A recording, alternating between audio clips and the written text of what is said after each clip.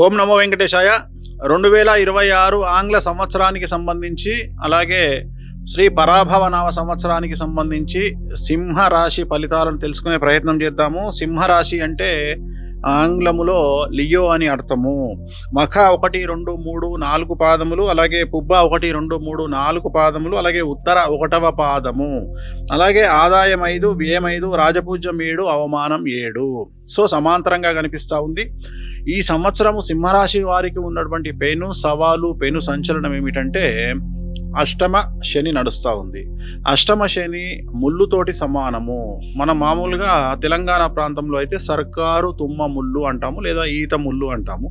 అది దిగితే కాలుకు, అది గుచ్చుకుంటే కాలుకు చాలా సమస్యలు ఉంటాయి. అదేవిధంగా అష్టమ శని అనేటువంటిది కూడా చాలా చాలా తీవ్రమైనటువంటి సంచలనాలను, సమస్యలను క్రియేట్ చేస్తూ ఉంది. మరీ ముఖ్యంగా కన్నుకు సంబంధించి, అలాగే ఉదరానికి అంటే కడుపుకు సంబంధించినటువంటి సమస్యలు రావడం అనేటువంటిది గమనించాల్సి ఉంటుంది.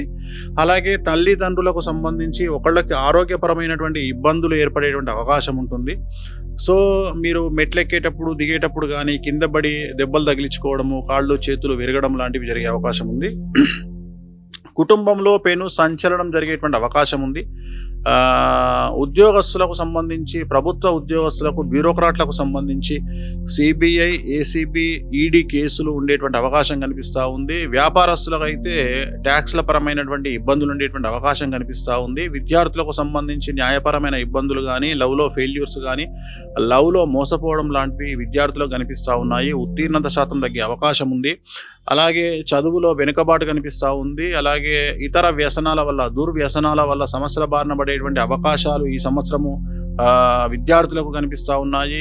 వ్యాపారస్తులకు సంబంధించి చాలా వరకు ట్యాక్స్ల పరమైనటువంటి, ప్రభుత్వ పరమైన ట్యాక్సులు, income tax, sales tax, commercial tax, ఇలాంటి ట్యాక్స్ల పరమైనటువంటి ఇబ్బందుల వల్ల నష్టపోయేటువంటి అవకాశం కనిపిస్తూ ఉంది. బంధువర్గంతో కొద్దిగా నరదృష్టి ఎక్కువగా ఉంటుంది.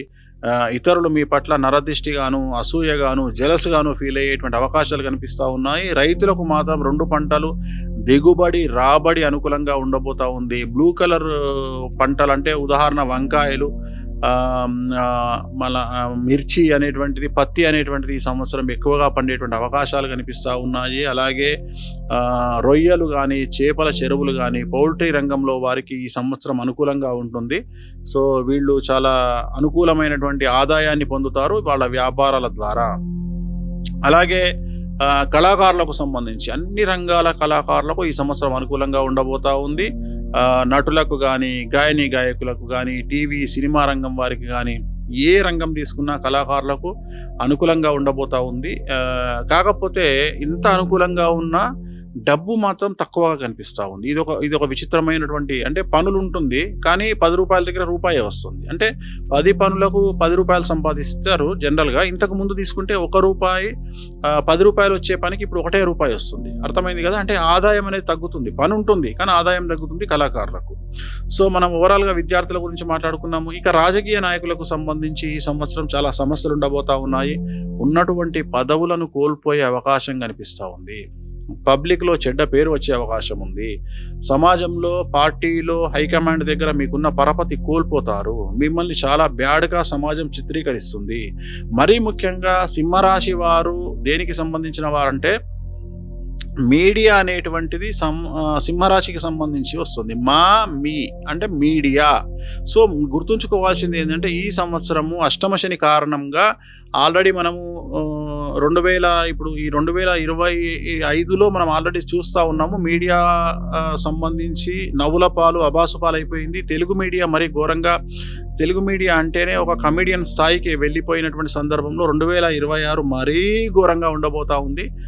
సో తెలుగు టీవీ ఛానళ్లకు సంబంధించినటువంటి, న్యూస్ ఛానల్కు సంబంధించినటువంటి యజమానులు అవ్వచ్చు, లేదా పని వాళ్ళు అవ్వచ్చు. సో వాళ్ళందరూ కనీసం ఒక 50%, అంటే 25%, 30, 50, 40% వరకు చాలా సమస్యలు పడే అవకాశం ఉంది. జైలుకు వెళ్ళే అవకాశం ఉంది. కేసుల బారిన పడేటువంటి అవకాశం ఉంది. సో సమాజంలో వారికి చెడ్డ పేరు వచ్చే అవకాశం ఉంది. ఒకటే గుర్తుంచుకోవాల్సింది ఏంటంటే ఈ సంవత్సరం ఒక గొప్ప విషయాన్ని చెప్తా మీకు, చాలా చాలా కామెడీగా ఉంటుంది. పాములు పట్టేవాడు పాముల కాటికే చనిపోయాడు అనేటువంటి మనం మాట్లాడుతూ ఉంటాం. అట్లా ఈసారి ఎవరైతే జనాల్ని ట్రోల్ చేస్తున్నారో, గత 5-6 సంవత్సరాల నుండి జనాల్ని ట్రోల్ చేయడంలో పెద్ద భూమిక వహిస్తున్నారో, సోషల్ మీడియా వాళ్ళు అవ్వచ్చు, మెయిన్ స్ట్రీమ్ మీడియా వాళ్ళు అవ్వచ్చు, యూట్యూబర్స్ అవ్వచ్చు, వాళ్ళు ఈ సంవత్సరం ట్రోలింగ్కు గురవుతారు. చాలా విచిత్రమైనటువంటి విషయం గమనించండి. సో ఇప్పటివరకు మీరు చూడలా, మీరు ఆల్రెడీ ఒక 2-3 నెలల నుండి చూస్తుంటే ఎవరైతే జనాల్ని ట్రోల్ చేస్తారో వాళ్ళు ఈ సంవత్సరం ట్రోలింగ్కు గురి అవుతారు. అంటే వాళ్లకు తెలుస్తుంది ఆ బాధ ఏంటి అనేది. అంటే ఏదో మేకపోతు గాంభీర్యాన్ని ప్రదర్శించి బయటికి చెప్పొచ్చు కాక మేము చాలా స్ట్రాంగ్గా ఉన్నామని, కానీ ట్రోలింగ్ను తట్టుకోవాలంటే చాలా కష్టము. కానీ వాళ్ళనే మీమ్స్ రూపంలో, ట్రోలింగ్ రూపంలో సమాజము విపరీతంగా వాళ్ళని ట్రోల్ చేసే అవకాశం ఉంది. అంటే మీడియానే ట్రోలింగ్ వస్తువుగా మారిపోతుంది ఈ సంవత్సరం. కారణం అష్టమ శని. There is a reason. నేను ఏదో బ్లైండ్గా చెప్పట్లా, ఏదో ఉత్తగా చెప్పట్లా. మీ అనేటువంటి అక్షరం, మీడియా అనేటువంటి అక్షరము, తెలుగు అనేటువంటి అక్షరము తులారాశి, మీడియా అనేటువంటి అక్షరము సింహరాశి. ఈ 2 తీసుకున్నా, తెలుగు మీడియా తీసుకుంటే ఇటు తులారాశి ప్రాబ్లంలో ఉంది, మీడియా అనేటువంటి ప్రాబ్లం ఉంది సింహరాశి. సో అందుకని మీడియా వారు ఈ సంవత్సరం జాగ్రత్తగా ఉండాలి. ఒక వ్యక్తికి సంబంధించి ఏదైనా చెప్పేటప్పుడు జాగ్రత్తగా ఉండాలి. సోషల్ మీడియా వారు కానీ, మెయిన్ స్ట్రీమ్ మీడియా వారు కానీ ఈ సంవత్సరం పరువు నష్టం దావాలను చాలా ఎక్కువగా ఫేస్ చేయబోతూ ఉన్నారు. జనాలకు కూడా మీడియాను ఎలా ఎదుర్కోవాలి అనే విషయం ఈ సంవత్సరం ప్రస్ఫుటంగా అర్థమవుతుంది. చాలామంది మినిస్టర్ ఆఫ్ బ్రాడ్కాస్టింగ్ ఎంఓబికి కంప్లైంట్ ఇవ్వచ్చు, ప్రెస్ కౌన్సిల్ ఆఫ్ ఇండియాకు కూడా కంప్లైంట్ ఇచ్చే అవకాశం కనిపిస్తూ ఉంది. కాబట్టి మీడియా తన పరిధిని దాటకుండా ఉంటే అనుకూలంగా ఉంటుంది. సో ఓవరాల్గా ఈ సంవత్సరము ఎవరిని తీసుకున్నా సమస్యల బారిన పడే అవకాశం ఉంది బికాజ్ ఆఫ్ అష్టమ శని.